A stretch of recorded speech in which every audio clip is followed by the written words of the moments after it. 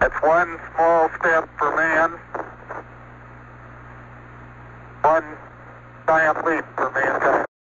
Pour la première fois, deux hommes terriens, Neil Armstrong et Buzz Aldrin, posaient leurs pieds sur la Lune. 10 autres ont suivi leurs pas lors des 5 missions Apollo qui ont suivi. Il ne reste que 4 survivants de cette fabuleuse aventure. Jean-François Clairvoy, astronaute, les a rencontrés. Ces personnages qui ont tous dépassé largement les 85 ans ont une mémoire intacte et ils ont toujours des leçons à donner de l'époque. Des choses qu'il faut faire comme à l'époque et des choses qu'il ne faut pas refaire. L'aventure Apollo était dans la démesure. La fusée Saturne, par exemple, consommait l'équivalent d'une piscine olympique par seconde. Il faut dire que cette mission comportait des risques inimaginables aujourd'hui.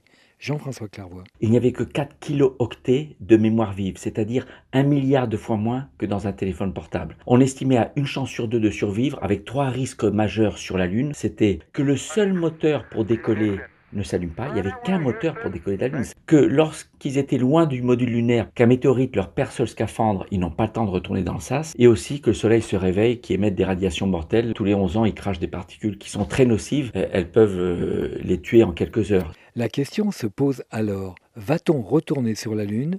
Oui, répond Jean-François Clairvoy, et dans pas si longtemps. Le retour sur la Lune est motivé pour répéter sur la Lune ce qu'on veut faire un jour sur Mars. Donc la Lune, c'est une base d'apprentissage. Le président Trump, il pense que c'est mieux de retourner sur la Lune, et surtout après l'annonce des Chinois qui veulent poser un taïkonaute sur la Lune en 2030. Et là récemment, il annonce non, pas 2028, ce sera même 2024, et ce sera une femme. Donc il y a peu de chance, sincèrement, que ça se fasse en 2024. Pour le faire en 2024, il faut que la NASA multiplie son budget par 4 ou 5 pendant les années qui viennent. France Info vous permet de gagner un vélo électrique de chez Norauto du groupe Mobivia. Pour jouer, rendez-vous sur franceinfo.fr, rubrique partenariat, et répondez à la question suivante. Dans l'état de nos techniques actuelles, combien faut-il de temps pour rejoindre la planète Mars? Environ 3, 6 ou 9 mois. En participant à ce concours tout l'été, la compagnie Air France vous offre la possibilité de gagner un vol exceptionnel en apesanteur. À samedi prochain.